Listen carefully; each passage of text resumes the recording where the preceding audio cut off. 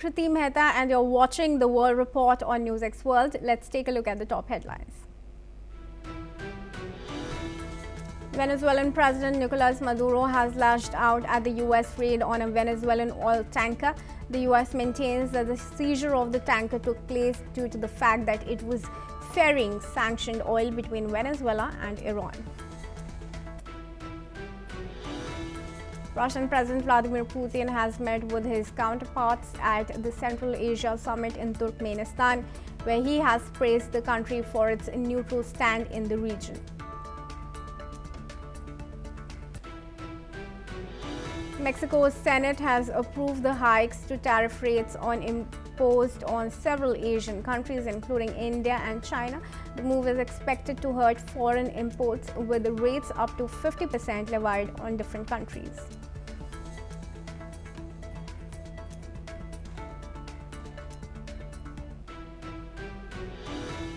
Thailand's king has endorsed a royal decree to dissolve the lower house of parliament, paving the way for a general election early next year. The decree was countersigned by Prime Minister Sharnavikaru, cited his administration's status as a minority government as the primary reason for the dissolution. According to a Japanese Defense Ministry release, Japan's Defense Minister Shinjiro Koizumi and his US counterpart Pete Hegseth spoke on the phone on Friday about the recent confrontation between Chinese and Japan's self-defense force fighter jets. As Tokyo said, it did not seek to escalate the tension. However, China blames Japan that it is escalating tension.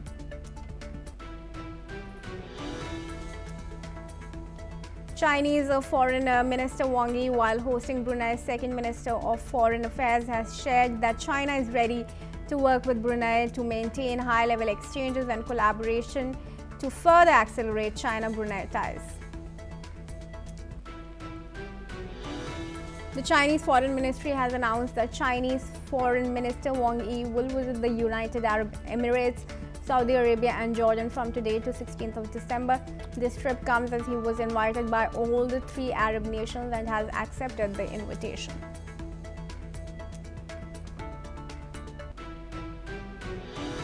Gaza's 1.5 million displaced Palestinians are facing a new disaster as Storm Byron hits, flooding makeshift tents and causing deadly exposure, including the death of an infant, amid 2 years of Israel's relentless war and mass displacement.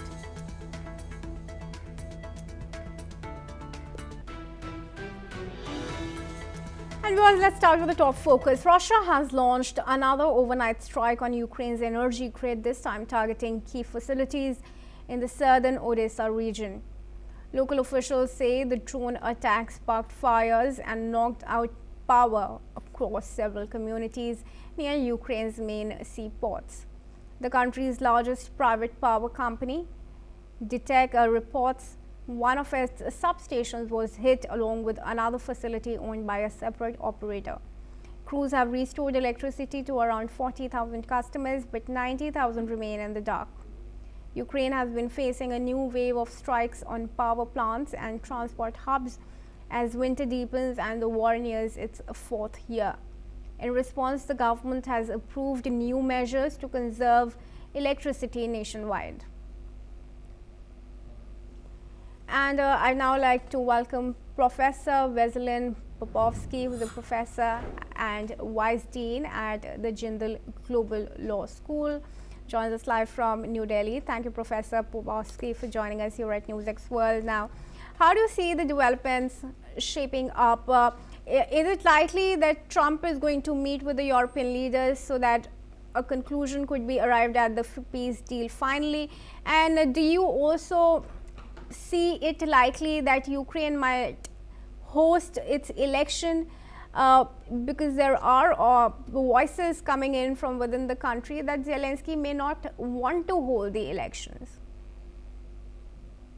The first question about meeting with European leaders, I don't think it's likely to happen soon. They are talking every day, but the physical meeting might not be already feasible in the remaining 2 weeks before Christmas. But there will be discussions between Washington and the European partners, obviously. Although, you know, there are voices in Washington that Europe is declining and United States needs to quit NATO. These are, voices that are not serious. Such decision can only be taken by the US Congress, and the majority in the US Congress, all the Democrats plus half of the Republicans, will never allow any exit from NATO. Regarding the peace deal, we don't see cooperation from Vladimir Putin whatsoever. The problem of the peace is one man, Vladimir Putin, who can end this war tomorrow or today with a phone call to his general just to say stop the fire. Everybody demanded this, including Donald Trump, for the last 11 months. Putin ignores that and talks about historical root causes and everything else, but doesn't order his troops to stop the fire. And that's very clear. Well, apart from the US administration, everybody in the world already understands that. There is no peace until Vladimir Putin stops the fire. Your last point about elections in Ukraine. Zelensky is very clear. Get out of my territory, I will do elections the next day. I cannot do elections when bombs are falling and shelling my cities and people are dying from Russian attacks. It's logistically impossible. There are electricity cuts because of the Russian targeting of civilians in Ukraine. Zelensky doesn't mind elections. He would have done election last year if there was no Russian soldiers on his territory killing civilians. It's very clear. Russia should go home, and I will do elections the next day. He doesn't worry about elections. He might not even run for the elections. He might remain the hero of the last 4 years' fight against Russia and decide to remain a hero without running for the next term. Ukraine is a democratic country.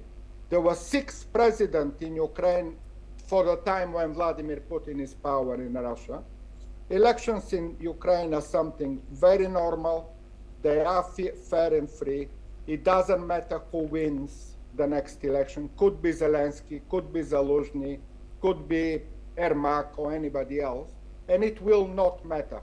Whoever wins the next Ukrainian elections will do exactly what Zelensky did over the last 4 years. Very clear. All right. Well, do stay on with us, Professor. There's some more news that's coming in, and I'd like your opinion on that as well. Viewers, there's news now from Bulgaria, whose parliament has voted unanimously to accept the resignation of Rosen Zelyaskov, the government which had taken office in January 2025. In the 240-member National Assembly, the vote was 227 in favor, coming from all 9 parliamentary groups and 4 non-aligned MPs. Zelyaskov has announced the government's resignation on December 11 amid mass protests targeting the ruling majority, including movement and rights and freedoms. New Beginning leader Delian Pivsky and JBUDF leader Poyky Borisov. Meanwhile, Raya Nazarian, Speaker of the National Assembly, has responded. Let's listen into what he had to say. Установете гласуването, посочете резултата. Гласували 227 народни представители, за са 227, няма против, няма въздържали се. Предложението е прието. С това изчерпахме и точка първа. Давам 10 минути почивка, след което ще започне парламентарният контрол. All right. And I'd now request Professor Popovsky to join us back into the discussion here. Professor, of course, the government has fallen down, but the protests continue. What's next that's going to pacify the public in Bulgaria? There are huge charges of corruption on the government that resigned. Correct. The protests will continue until the kind of assurance that the next election will be free and fair. The problem with the last elections was basically buying the votes by 2 of the biggest parties. You mentioned them, GERB and the Movement for Rights of Freedom. So those 2 leaders, Borisov and Pevsky, are the target of those protests. If they go, the protest will stop. Again, they are quite powerful in their own parties, and it's the question of their members of these parties whether they want to continue with those two corrupted leaders, or the parties would like to clean their circles by removing them from power. That will be seen in the next couple of months. The elections will be scheduled most possibly for the second week of March. And until those, in the next 2 months, 3 months, we will see developments in the political system, and mostly if those two corrupted politicians, Borisov and Peevski, remain, which will mean more protests. And if they are removed from their parties, the protests may stop, and expect fair and free elections in March. And Professor, given that the protests and the coming down of the government had happened at a time when a country was to join the Eurozone, how is that going to affect Bulgaria? No, it's not going to affect anything. It's already decided. Basically, the euro will start on 1st of January. People will get their salaries in euro. Over several months, they can return the Bulgarian currency, exchange it with the absolutely. No, these are again voices from those corrupted leaders who are trying to scare the population that that will affect negatively the economy, the salaries, the prices. These are basically voices to scare the people. Nothing of this will happen. Decision is made. Everything is clear. The euro will start with 1st of January, and nothing to worry about. That's the answer on that one. Okay, so no political uncertainty as far as the euro membership is concerned, is what you say. Thank you, Professor Popovsky, for joining us and sharing your perspective with us here at NewsX World. And viewers, moving on to some news from Turkey, let's tell you that the United States and Turkey are engaged in talks over the removal of US sanctions and obstacles preventing Ankara's return to the F-35 fighter jet program. However, no changes have been made regarding Turkey's possession of the Russian S-400 air defense systems, which led to Washington removing Turkey from the program in 2020. The US calls the S-400 a security threat, and US law prohibits Turkey from operating both the S-400s and the F-35 jets. While discussions continue, US Ambassador to Ankara, Tom Barrack, reaffirmed that Turkey cannot rejoin the F-35 program while it maintains the S-400. Despite this, Turkey remains hopeful that these issues can be resolved under President Trump's second term. The Turkish Defense Ministry has emphasized that ongoing diplomatic talks aim to lift sanctions and resolve the situation through mutual dialogue, benefiting bilateral relations.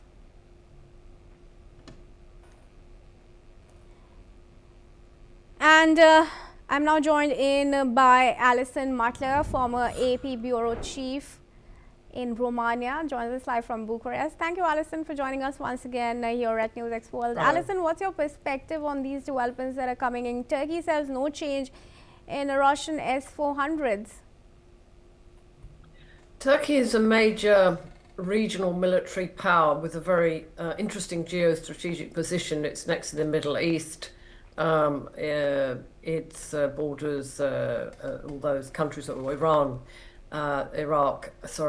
and it's also partly European, and it's a major member of NATO. It's a very important, a key member of NATO. So Turkey wants to keep its options open. At the beginning of Russia's full-scale invasion of Ukraine, it was offering its soil for territory for talks between the Ukrainians and the Russians, actually to not a great success, but it was seen as a country that could host both the Russians and the Ukrainians. So I see Turkey as wanting to keep its options open and keep its military as strong as it can, both by these Russian jets, the S-400s, and the American F-35s, which are more modern. But the United States law does not allow for Turkey to possess both Russian and American fighter jets. So, but Turkey is pushing it and trying to do it through dialogue and negotiations. Is there any success that it can expect in these negotiations? Because Trump and the US clearly see the S-400 as a security threat? At this moment, I don't think so. I don't know what Turkey can offer the United States, which would be of great use. Maybe, I don't know. We'll see, as there's a lot of there's a block over the ending of Russia's war on Ukraine. I don't know whether behind the scenes Turkey can offer something on that, or it's something else that will be of security interest to the United States. If it has something significantly important to offer, it's possible these sanctions can be circumvented. But at the moment, I don't see any chance of that happening from these talks. But I don't think Turkey will give up. The Turks are very skilled negotiators. They're very patient. They think long term. I don't see them giving up. But at the moment, it's clear we have no breakthrough. Turkey, Ankara itself has admitted that. All right, Alison, thanks for your opinion on this. Do stay on. There's some more news as far as the US is concerned. Viewers, the United States has imposed fresh sanctions on 6 more ships said to be carrying Venezuelan oil a day after seizing a tanker off the country's coast. Sanctions have also been placed on some of Venezuelan President Nicolás Maduro's relatives and businesses associated with what Washington calls his illegitimate regime. White House Press Secretary Caroline Leavitt told reporters the seized vessel, called the Skipper, had been involved in illicit oil shipping and would be taken to an American port. Meanwhile, Caracas has described it as an act of international piracy. This marks a sharp escalation in the United States pressure campaign against Maduro, which has seen dozens killed in strikes on boats alleged to have been carrying drugs from Venezuela. In recent months, American warships have been moving into the region. And I now request Alison to join us back into the discussion here. Alison, let's start off with the very basic. Did the US have the rights to seize these weapons in international waters just on suspicion of them carrying illicit drugs? It is unclear. That is something that a court can decide. Obviously, the Americans will argue that they were perfectly within their legal rights, and supporters of Maduro will argue something opposite. I noticed you said in your report about it was legal piracy. Now that is not. It is not piracy, but on legal terms, it's perhaps a rhetoric rather than legal. But obviously, Maduro and Caracas have to fight back. What is clear is America is putting the pressure on Venezuela. It's trying to tighten the oil exports and, in fact, put a stop to them, and a regime change, which is something Maduro has long been declared an illegitimate president, not just by America, but also by the European Union. And what do you think is going to shape Trump's policy towards Maduro particularly? We've seen him closing the Venezuelan airspace, calling him an illegitimate leader, and then also offering support to Machado. She herself has claimed that it was with US support that she ended up in Norway. Yes. I think Trump is putting all pressure possible, and he's keeping his cards close to the chest. We don't know whether there'll be any sort of on-the-ground operation, but he wants the Maduro regime ousted, and he probably thinks it's been illegitimate in his mind for long enough, and it's time to take firm action. And by obviously impounding, seizing these ships is a way of putting the screws on Maduro's government administration regime, whatever you want to call it, so that it applies economic pressure. So he's using that as a first step, but whether it will escalate to military intervention is unclear. But he definitely seems, the Trump administration definitely seems very determined to stop this export of sanctioned oil to China and Iran. And where do we see Venezuela gathering support from against its fight against Trump? Well, their traditional allies, I suppose, China, Iran, that they will get support from them, and Trump will get support. He should do for. I mean, he had an argument with the European Union just a couple of days ago, but he will get support from the European Union, which is also calls the Maduro regime illegitimate. But yes, Venezuela will have to rely on its traditional allies, its traditional political and economic allies like Iran, like China. All right, Alison, for now, thank you for joining us. We'll see how that confrontation goes from here. But for now, viewers, let's move on. There's now news coming in regard to Google. Now, Papua New Guinea has announced that Google is building 3 subsea internet cables fully funded by Australia under the Puk Defence Treaty. The $120 million project links northern and southern Papua New Guinea and Bougainville, strengthening the nation's digital backbone. Papua New Guinea's acting Information and Communications Technology Minister Peter Siamalili says the cables boost digital security, reduce reliance on single points of failure, and attract global tech investment. The project comes as Australia and the US seek to counter China's growing influence in the region. Under the treaty, Australian defence personnel gain access to Papua New Guinea's communication systems. Google also plans a data hub on Australia's Christmas Island, with new cables connecting it to Africa, Asia, and key Australian defence bases. Australia and the United States continue to deepen defence and digital ties with Papua New Guinea, reinforcing Indo-Pacific stability.